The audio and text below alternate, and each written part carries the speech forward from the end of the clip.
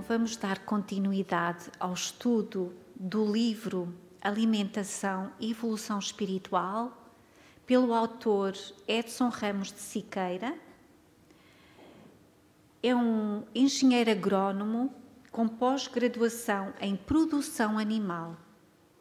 É professor na Universidade Unesp, campus de Butacuto, desde 1980 e durante 20 anos dedicou-se ao estudo do comportamento animal.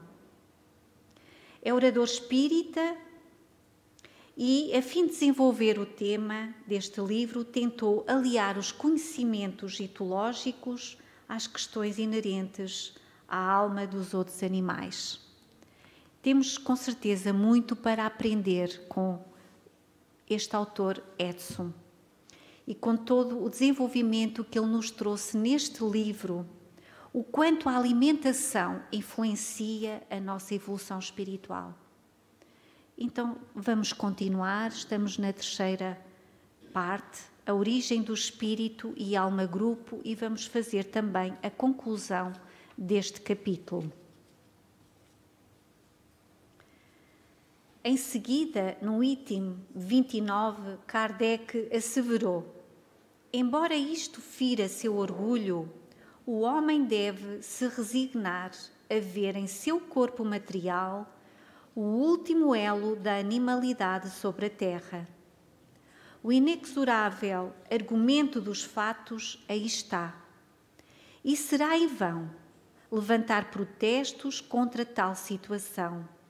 Porém, quanto mais o corpo diminui de valor a seus olhos, mais o princípio espiritual ganha importância.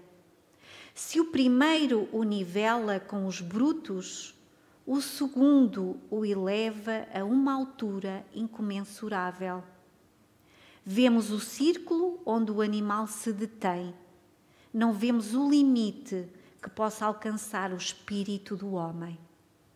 Palavras de Allan Kardec.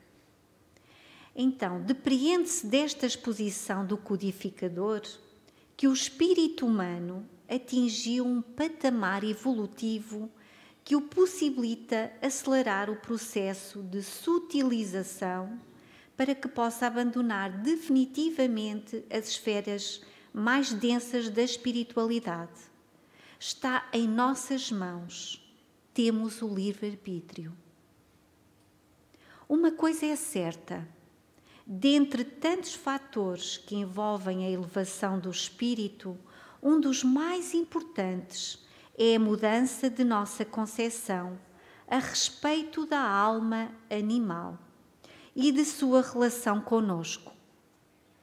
Enquanto sentirmos necessidade de ingerir corpos físicos de semelhantes com consciências menos expandidas, não sairemos da estagnação.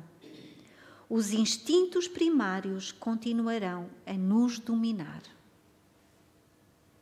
Certamente, a conjunção da teoria da evolução de Charles Darwin com os ensinamentos a respeito da vida espiritual constantes das obras de Allan Kardec forma a verdadeira imagem a nos permitir a compreensão da vida sob o ponto de vista holístico.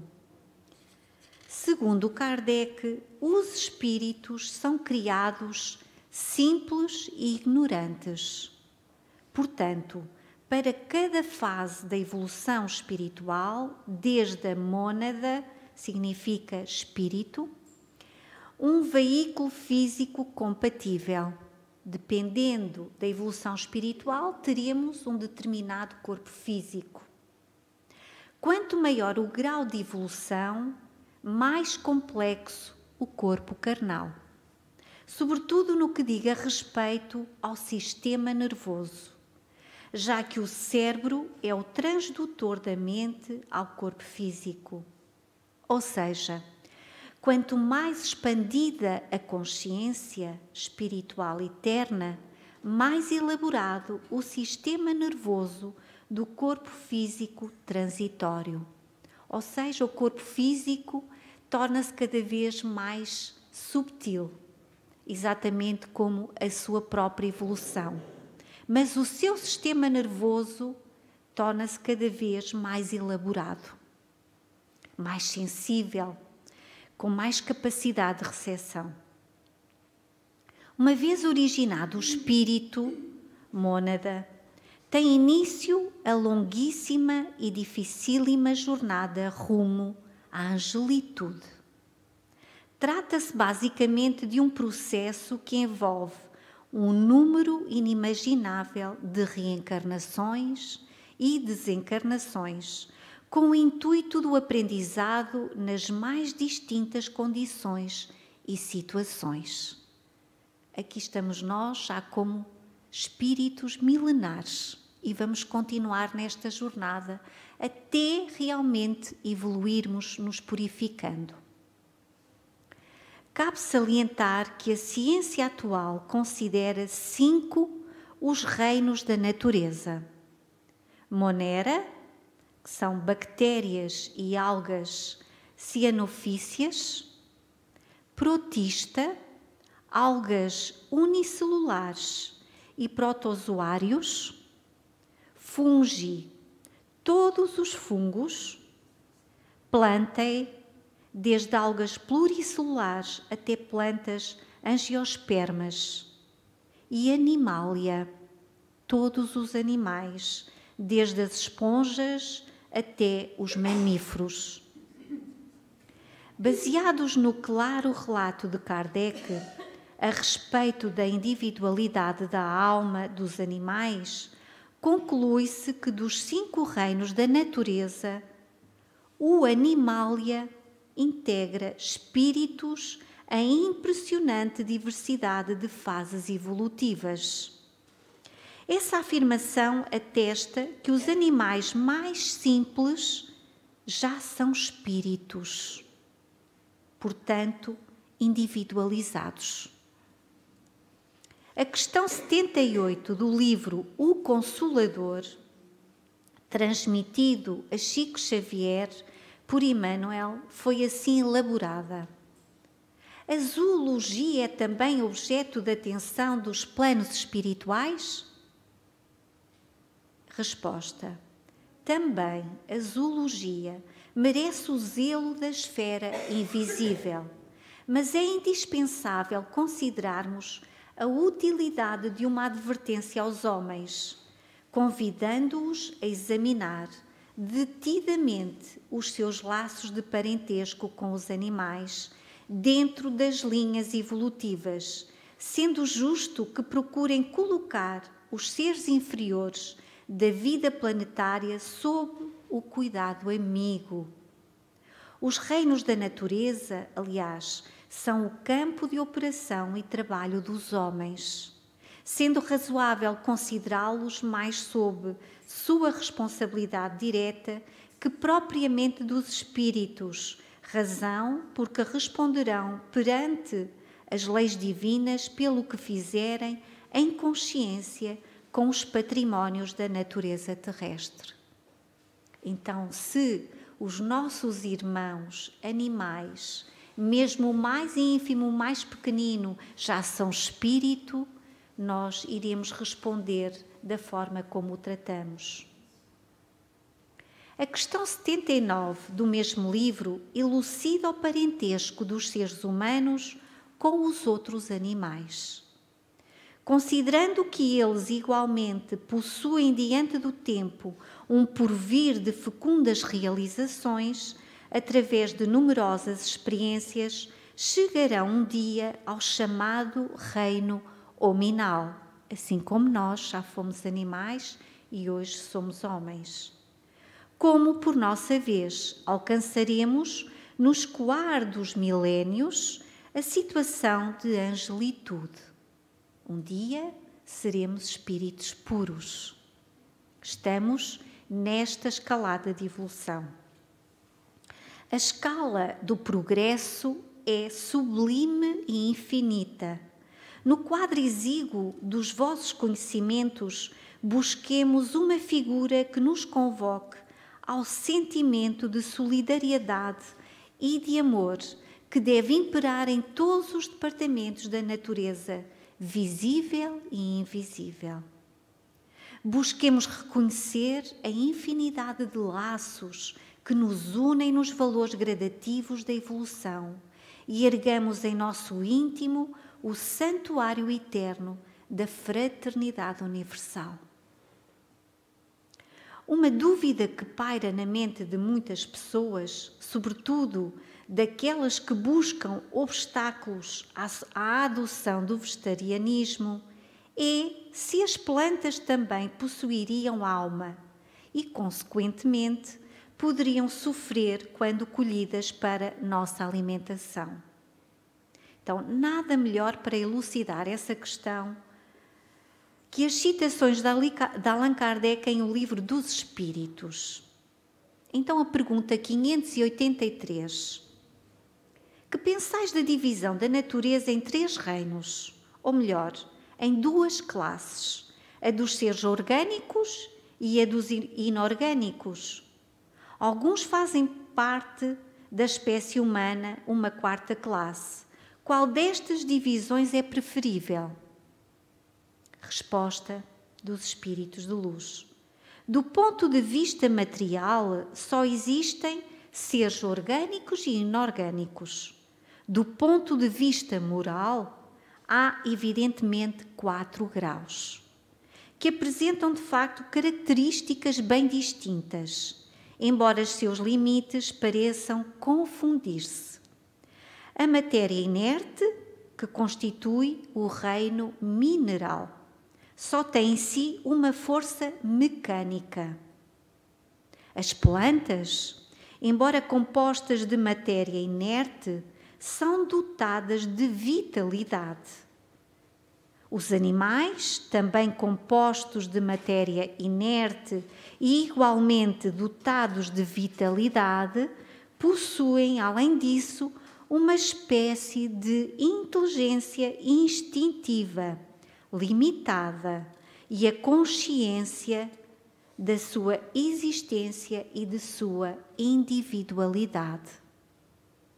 O homem, tendo tudo o que há nas plantas e nos animais, domina todas as outras classes por uma inteligência especial que lhe dá a consciência do seu futuro, a percepção das coisas extramateriais e o conhecimento de Deus. E outra questão, pergunta 586 do Livro dos Espíritos. As plantas têm consciência da sua existência? E os espíritos de luz respondem: não. Elas não pensam, só têm a vida orgânica. Novamente outra questão. Pergunta 587. As plantas têm sensações? Sofrem quando mutiladas? Resposta dos espíritos de luz. As plantas recebem impressões físicas que atuam sobre a matéria, mas não têm percepções. Consequentemente, não têm a sensação de dor. Aqui está a resposta. Se, de facto, por vezes colocamos em questão, então se não devemos comer, devemos, entre aspas, não é? Se de facto para a nossa evolução espiritual é importante não comer carne dos nossos irmãos animais, será que nós também não estamos, no fundo, a tratar mal as nossas irmãs plantas? Então, as plantas estão num outro estado, não é? Anterior ao animal, significa que não têm dor. Então, vamos continuar. 3.2. Alma-grupo. Vamos agora analisar a alma-grupo. Na já citada obra, A Desencarnação dos Animais, transmitida por Fabrício à médium Janete Marri Monteiro, Figueiredo, consta uma definição de alma-grupo. O princípio inteligente, no início de seu processo evolutivo, ou seja, o espírito, sem a conscientização de seus propósitos, que virá quando alcançar a fase hominal, ou seja, nós só teremos consciência de facto dos nossos propósitos quando atingirmos os seres homens. Quando animal ainda não temos essa consciência. É conduzido por um princípio orientador, um princípio inteligente grupal que atua na matéria, permitindo um processo evolutivo através de sucessivas reencarnações. É esse princípio orientador que denominamos alma-grupo, em que se encaixam aqui os nossos irmãos animais. Diante deste conceito, poderiam surgir duas interpretações. Quando o animal desencarna, sua alma se mistura a um todo, perdendo sua individualidade, usando uma metáfora e imaginando que o espírito do animal fosse a água e o copo, o corpo físico. Ao desencarne, a água retornaria à jarra, juntando-se a um todo. A operação inversa seria efetuada no momento da reencarnação. Esta hipótese é conhecida por muitos, entretanto, nos parece improvável, pois contradiz o princípio da individualidade da alma no reino animal, apregoado por tantos mestres, inclusive Allan Kardec.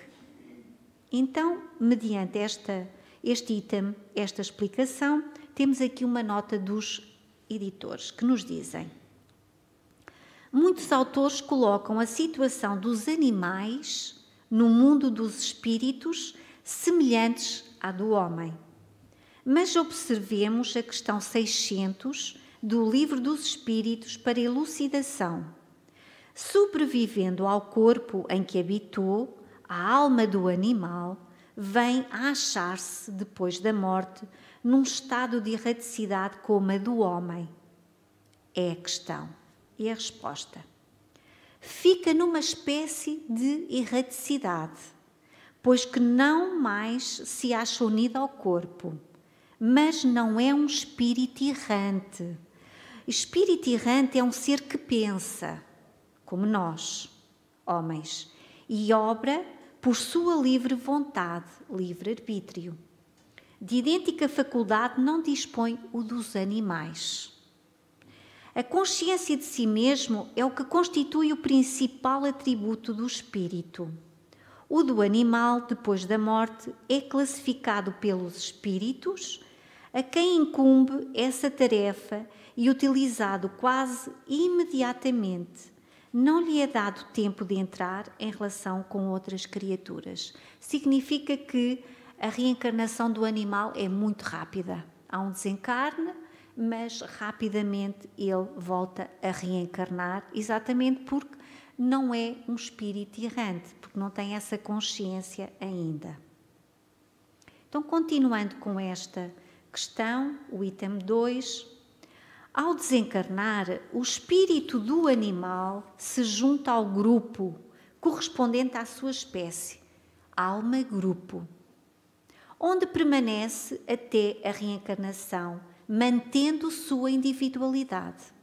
Cabe salientar que quanto mais baixa a posição da espécie na escala de evolução espiritual, menor o intervalo entre as encarnações, como eu tinha dito anteriormente.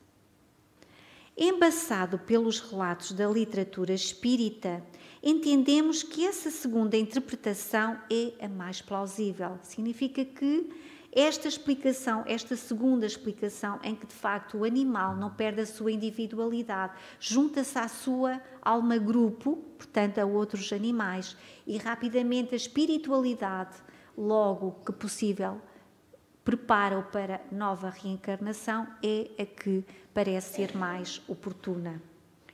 Somos imortais estudantes da complexa ciência da vida eterna. Algumas coisas já aprendemos, mas tantas outras estamos distantes de compreender. Para tanto, devemos estar sempre prontos para eventuais mudanças de paradigmas. Não é fácil, não é? com as nossas tradições, com os nossos hábitos, mudamos de repente de forma de pensar e de ver as coisas. E claro, não é fácil mudar a alimentação de um dia para o outro. O depoimento de Fabrício, à página 18, reforça a segunda hipótese. Vejamos um pequeno e explicativo trecho. Colocamos as almas-grupo dentro de enormes galpões. Permanecemos com os animais até que acordassem. Todos, sem exceção, ao acordar, pensavam que iriam passar por tudo aquilo novamente. Estas palavras representam uma imagem nítida da individualidade dos espíritos animais, desencarnados, agrupados que estavam em suas respectivas almas-grupos. O argumento de Irvénia Prada, bastante claro e objetivo, vem ao encontro da interpretação de número 2. Penso que a noção de alma-grupo apenas pode ser entendida como o estado de sintonia e, consequentemente, de interação energética e vibratória em que vivem seres afins. Elucidativa a comunicação do espírito Georges Cuvier, pela médium Madame Creel, 1875, que nos diz: o princípio inteligente se desenvolve com o ser, e ele é um em sua origem, um durante seu desenvolvimento, um sempre, um ser individual. É uma centelha que vai crescendo para tornar-se luz e, enfim, sol. A obra de Deus é de admirável ordem, encantamento, harmonia, simplicidade. O orgulho humano padece quando se contempla essa grandeza. Assim, embora o homem se revolte diante de tal pensamento, não é a menor verdade que, estudando atentamente o mundo que ele habita, sua origem é fácil de estabelecer. Rei da criação, pela lei do progresso, o homem compreenderá, mais tarde, o liame de solidariedade que une todos os seres, de que ele se cerca nessa época de fraternidade. Ele já não se intitulará mestre ou rei, mas pai e protetor dos seres inferiores que principiam a vida que ele termina. E só para terminar, a nota dos editores. Aprendemos no Espiritismo que espírito é sempre humano, ou seja, marco zero do progresso humano. Porém, o autor usa os termos espírito ou alma para os animais para justificar sua individualidade e progresso, o que não contraria a codificação, como vemos em O Livro dos Espíritos na questão 597, pois que os animais possuem uma inteligência que lhes faculta certa liberdade de ação. Haverá neles algum princípio independente da matéria? E os espíritos de luz respondem: há, e que sobrevive ao corpo. Nova questão. Será que esse princípio uma alma semelhante à do homem? E os espíritos de luz dizem-nos: é também uma alma. Se quiserdes, dependendo isto do sentido que se quer que se der a esta palavra, é porém inferior à do homem. Há entre a alma dos animais e a do homem distância equivalente à que medeia entre a alma do homem e Deus. Vejam a responsabilidade que nós temos diante dos nossos irmãos animais. Imaginemos que Deus nos tratasse de igual forma como nós ainda tratamos os nossos animais. Então, cabe-nos a nós saber proteger e respeitar os nossos irmãos animais, porque um dia nós também já fomos nesta escalada de evolução.